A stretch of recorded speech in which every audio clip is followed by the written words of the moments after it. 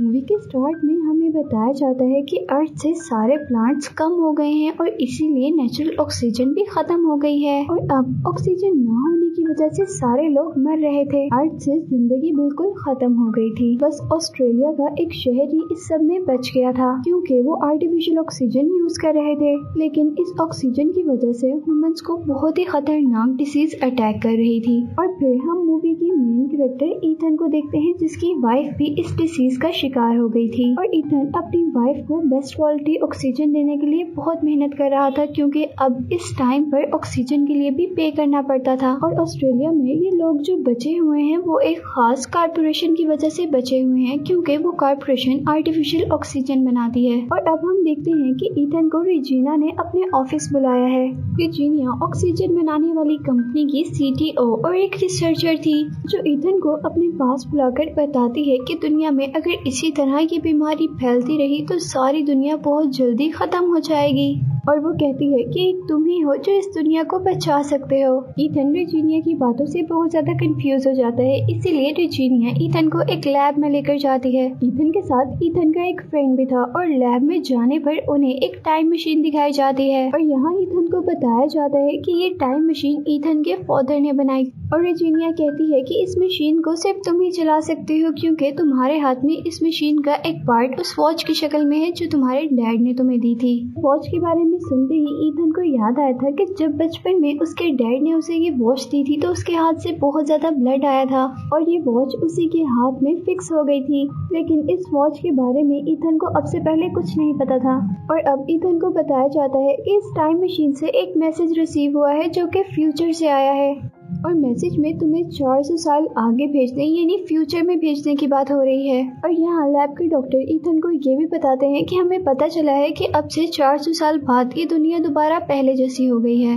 यानी वहाँ प्लांट्स और ऑक्सीजन है और वहाँ का क्लाइमेट भी बिल्कुल नॉर्मल है, यानी वहाँ का एनवायरनमेंट अब दोबारा इंसानों के रहने के काबिल है। और वो कहते हैं कि तुम्हें तुम्हारे फादर की एक्सपेरिमेंट के अकॉर्डिंग वहाँ जाना है और वहाँ से ऑक्सीजन और प्लांट को कलेक्ट करके यहाँ तक लाना है, यानी तुम फ्यूचर से ऑक्सीजन और प्लांट को कलेक्ट करके पास्ट में भेजोगे जिससे हम यहाँ पर दोबारा लाइफ स्टेबल कर लेंगे। ईथन को लग रहा था कि ये सब लोग मिलकर ईथन के साथ कोई गेम खेल रहे हैं और अगर ऐसी कोई सिचुएशन सच में है भी तो ईथन नहीं जाना चाहता था क्योंकि उसकी वाइफ बीमार थी। लेकिन साइंटिस्ट को लगता था कि अगर सच में ईथन वहाँ फ्यूचर में चला जाए तो वो इस वर्ल्ड को ठीक कर सकते हैं। और इसके बाद हम देखते हैं कि ईथन अब अपने फ्रेंड जूड के साथ है जो उसे फ्यूचर में जाने के लिए मना रहा है। लेकिन ईथन नहीं जाना चाहता था क्योंकि वो अपने फादर जैसा नहीं बन सकता था जो अपने प्रोजेक्ट के लिए अपनी फैमिली यानी ईथन और उसकी मदर को छोड़कर चले गए थे। और फिर ईथन की मदर के डेथ के बाद से ही जूड ने एक बड़े भाई की तरह ईथन का ख्याल रखा था।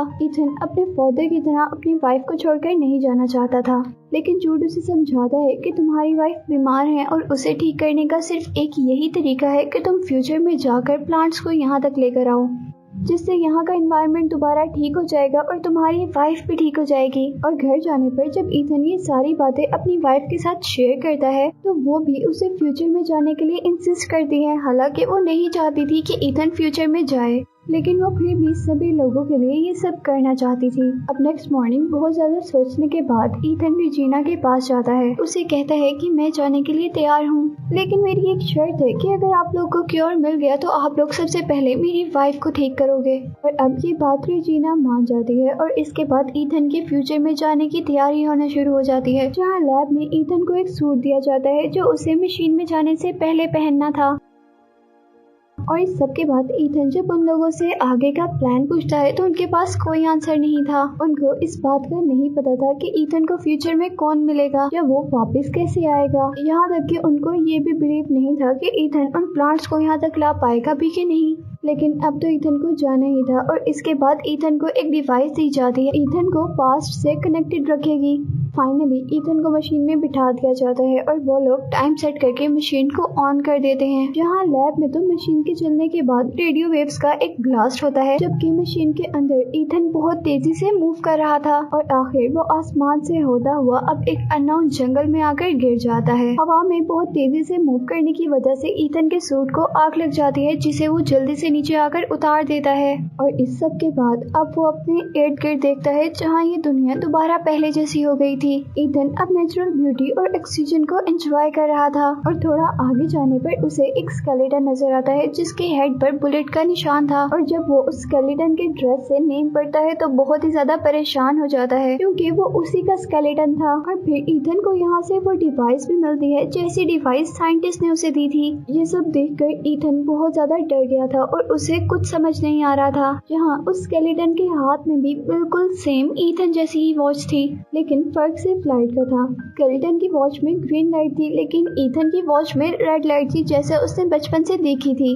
और ये चीज उसे थोड़ा सा कंफ्यूज कर गई थी। यहाँ ये सब देखते हुए रात हो जाती है और ईथन रात गुजारने के लिए फायर बनाता है और कुछ बेरीज को ऐसा फूड यूज करता है, लेकिन ये बेरीज पॉइजनस थी जिसकी वजह से ईथन की तबीयत खराब हो जाती है और ईथन बेहोश हो जाता है। और ईथन की तबीयत के बारे में उस डिवाइस की हेल्प से लैब में पता चल जाता है। अब जब ईथन होश में आता है तो उसके पास उसका फ्रेंड जूड था जिसे ईथन को बचाने के लिए पास्ट में भेजा गया था ताकि वो अपना मिशन पूरा कर सके। कुछ देर बाद ईथन और जूड को कुछ आगे जाने पर एक डोर नजर आता है और अब हम देखते हैं कि ईथन का स्केलेटन जो हमने पहले देखा था वो अब इस डोर के आगे था। से हम अंदाजा लगा सकते हैं कि पास्ट में जरूर कुछ चेंज हुआ था। लेकिन उसी दौरान वहाँ से एक स्कैनर निकल कर आता है और ईथन की आई को स्कैन करके वहाँ का डोर ओपन हो जाता है और उस डोर के अंदर जाने पर उन्हें पता चलता है कि ये वही लैब है जहाँ से उन्होंने स्टार्ट किया था। जूड ये सब कुछ देखकर बहुत ज्यादा एक्साइटेड हो गया था क्योंकि अब उनके सामने टाइम मशीन थी जिसकी हेल्प से वो दोबारा पास्ट में जा सकते थे।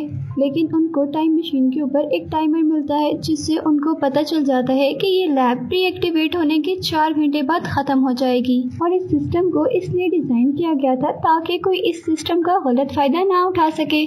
यहाँ ईथन एक होलोग्राम ऑन करता है जहाँ उसके फादर ने इस प्रोजेक्ट की डिटेल्स बताई हुई थी और अब उन्हें जल्दी जल्दी अपना काम करना था, यानी ऑक्सीजन और प्लांट्स को कलेक्ट करके वापस जाना था। लेकिन जब वो देखते हैं कि ऑक्सीजन कलेक्टर यानी वो मशीन जो ऑक्सीजन को कलेक्ट करेगी वो खराब है तो वो लोग बहुत ज्यादा परेशान हो जाते हैं।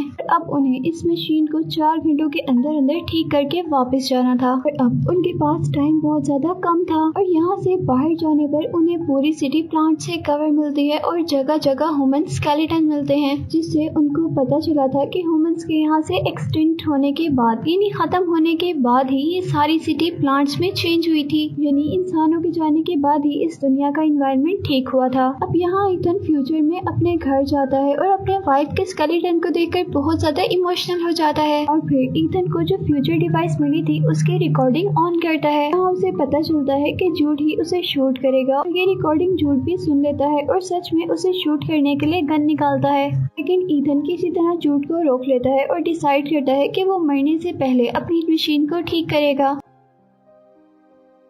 और वो लोग अब लैब में दोबारा आते हैं जहां उनके पास 37 मिनट्स बाकी रह गए थे।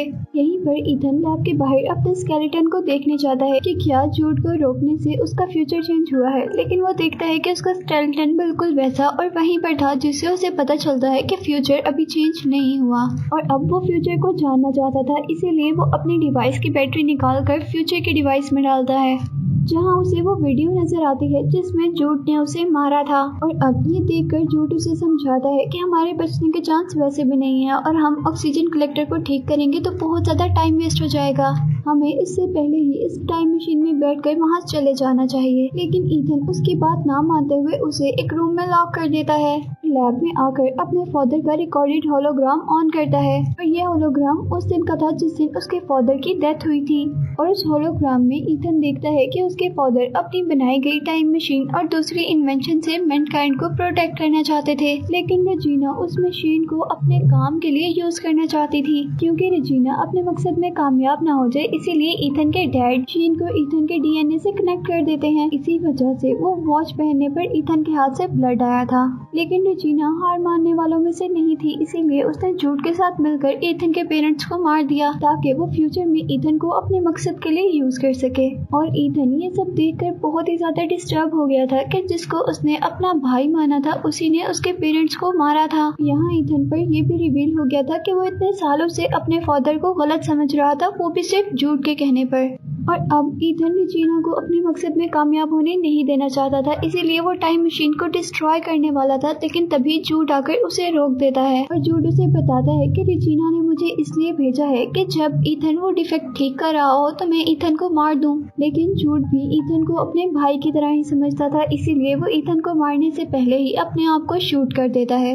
और अब वो अपने फादर का मकसद पूरा करने के लिए काम कर रहा था, जिसके बाद वो बहुत जल्दी से ही ऑक्सीजन कलेक्टर को भी ठीक कर देता है और सारे एक्सटेंडेड प्लांट भी टाइम मशीन में रखकर पास्ट में भेज देता है। यहाँ ईथन ने अपने फादर के मर्डर और रेजिना के प्लान के एविडेंसेस साथ भेजे थे, लेकिन वो खुद पास्ट में नहीं गया था। इससे रेजिना का सारा प्लान डिस्ट्रॉय हो गया था और रेजिना को अरेस्ट कर लिया गया। जहाँ ईथन अपनी वाइफ के लिए पास्ट में एक फ्लावर भी भेजता है और खुद फ्यूचर में टाइम मशीन को डिस्ट्रॉय कर देता है ताकि कोई उसका गलत यूज ना कर सके। और अब ईथन जब लैब से बाहर आता है तो उसे वहाँ पर कोई स्केलेटन नहीं नजर आता, जिससे उसे पता चल जाता है कि पास्ट चेंज हो गया है।